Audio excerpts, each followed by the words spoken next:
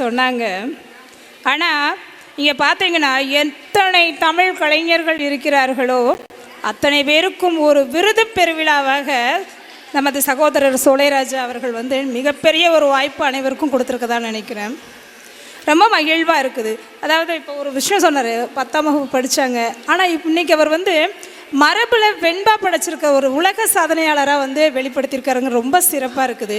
குழந்தைகள்லேருந்து பெரியவங்க வயது வித்தியாசமின்றி அத்தனை பேருக்கும் அழகான ஒரு சாதனை என்ற ஒரு சாதனையாளர் பட்டியலில் இடம்பெற ஒரு வாய்ப்பை ஏற்படுத்தியிருக்காங்க. நிறைய படைப்பாளர்களை உருவாக்கி அவர் 3 புத்தகம் எழுதியிருக்கிறாரு.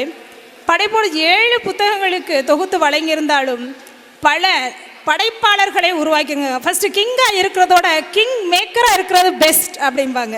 அந்த வகையில் படைப்பாளராக இருந்து பல படைப்பாளர்களை உருவாக்கிய சகோதரர் சோலைராஜா அவர்களுடைய பணி மென்மேலும் தொடர வேண்டும். அது என்றென்றும் தொடர வேண்டும். வாழ்க்கையில் என்னதான் செல்வங்கள் நம்ம சேர்த்து வச்சாலும் ஏதோ ஒரு காலகட்டத்தில் அது இருக்கலாம், இல்லாமலும் போகலாம், பெருகலாம், என்ன வேணால் ஆகலாம்.